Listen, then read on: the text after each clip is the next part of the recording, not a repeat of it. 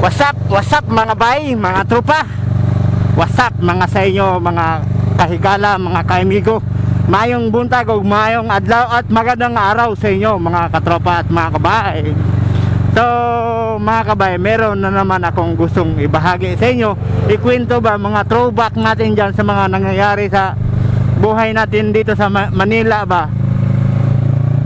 So dahil sa nasumikat yung Jollibee ngayon, may naalala lang ako ba, throwback na never ko pa na-experience yung ikukwento ko.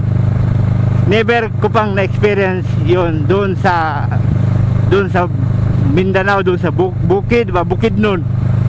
Alam nyo naman na tayo ay laking bukid, bundok. Wala naman sa amin yung mga ganong mga fast food nga meron dito sa malalaking syudad na may Jollibee, may McDo. Ang meron dun sa amin restaurant, yung turo-turo ba. Tapos mga katropa, kasi sa amin napakalayo naman dun ng ano, yung may mga SM o kung anong mall ba, malayo sa amin yun. Yung mga 6 na oras pang biyahe bago ka makapunta sa malaking mall. Yun, so alam mo naman ang probinsya. So ito na naman, share ko lang sa inyo. Kasi mga katropa, tungkol naman to sa Jollibee, pero yung ikukwento ko hindi naman tungkol sa tuwalya na giprito nila ang tuwalya, nilagyan nila ng ano, hindi yun. So ang kwento ko naman, yung naranasan ko na dito ba sa Manila, na siyempre may pagka manol tayo ba, ignorante konti, na wala man yun sa amin, doon sa lugar namin. Nung una akong nakapasok sa Jollibee o ganyan ba, fast food, iniiwan kong sinilas ko. Sinilas sa Tagalog pa, chinelas.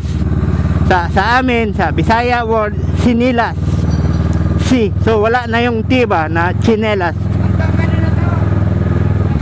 Di medyo napahiya ako ng mga panahon na yon dahil iniwang kong sinilas ko dun sa labas ng pinto sa pagpasok ko sa Jollibee. Pinagtawanan ako ng mga tao, nagtinginan sila sa akin. Ba't ko iniwan sinilas ko sa labas? Pasok ako dun sa loob, nakapaan na lang ako ba. So kung maalala ko talaga, natatawa talaga ako mga katropa, sarili ko ba pagka sa tuwing maalala ko yon. Kasi pahiya ako konti. So sabi nung guard, sabi niya, ba't mo iniwan ang sinilas mo? Sabi ko naman kay sir, okay lang ba yung pasok yung sinilas ko dyan, sir? So nakatingin na sa akin yung mga tao, nakatawa na sila. Ay nako, para akong ano nun, siyempre napahiya talaga ako. Di labas ako ulit, hindi na ako pumasok, bala na kayo dyan. Hindi na ako bumalik sa loob. Pagkalabas ko hindi na ako bumalik. Tapos hanggang ngayon mga katropa, nahihiya talaga ako magkain dyan sa Jollibee, lalo na pag ako lang mag-isa. Hindi talaga ako nakain dyan, puro lang ako take out ba, drive thru. Kasi pag nakain ako mag-isa dyan, tapos naalala ko yung nangyari sa akin noon, na pasok ako sa Jollibee, iwan nila sa labas. Arang bahay lang arang bahay lang na iiwan mo ano mo ba. Ay nako mga tropa. Ayun, so meron na naman akong throwback na naikwento sa inyo ba.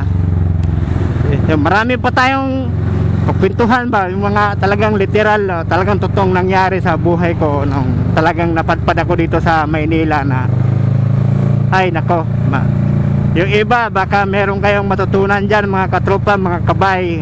Yan, so marami pa tayong kwentuhan na gagawin na marami pa ko ibahagi simulat sa pool na kung ano ang meron tayo sa ngayon at baka meron pang magkaroon pa, kung paano ko siya nakuha, paano siya dumating sa buhay ko, paano nangyari to, ganyan ba.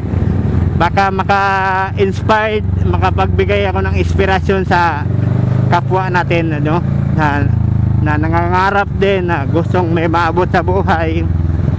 So I'm here for giving inspiration. Okay, no, grabe English yun, paka kayo ba, no? Paka kayo yung English natin, na. So now, yun. So mga katropa, pag tayo ay nakamotor talaga, lagi tayong mag-iingat. Doble ingat tayo kasi hindi natin malaman yung pangyayari. Kanina may nakasalubong ako kanina, dalawang motor, puro scooter, Mio. Natawiran ng aso yung nasa unahan, di tumba siya. Yung nasa pangalawa naman, malayo-layo pa naman kunti, mga 2 dipa siguro, 3 dipa. Natumba rin. Sabay talagang akala mo para silang binangga ng aso eh. Siguro nung nasa ulihan, ano yun, nabigla ba, nagulat siya, napapreno rin siya ng malakas, kaya nag-slide yung kanyang gulong sa harapan. Oo, no? Kasi alam mo naman, tag-ulan ngayon, madulas ang kalsada. Tapos ang liit pa ng gulong niya sa harap. Nako, natawa na lang ako konti, kay sabay ang kanilang pagbagsak. Akala mo double kill, ganun ba?